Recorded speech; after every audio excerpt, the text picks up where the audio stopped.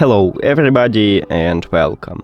In this video I'm going to show you how to change volume balance for your earbuds INFINIX Buds Neo.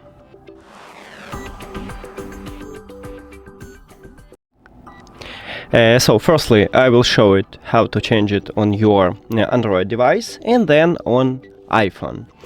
Some Android phones have system what looks similar to iOS. So maybe you will have another way to find volume balance. Now let's move to find it. So open settings, and right here you need to scroll down and find accessibility. I have it at the bottom and you need to click on it. On iPhone and Android devices you will have this feature in the settings, so in the accessibility. Then you need to scroll down and I have it in audio adjustment at the bottom of accessibility. Right here we have it. So to increase it for the right earbud you need to move this dot to the right, and you will increase the volume on your right earbud and lower it for your left earbud.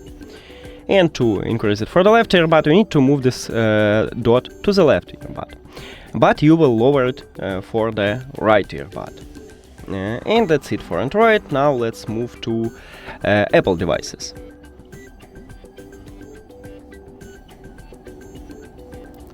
On your iPhone, open settings.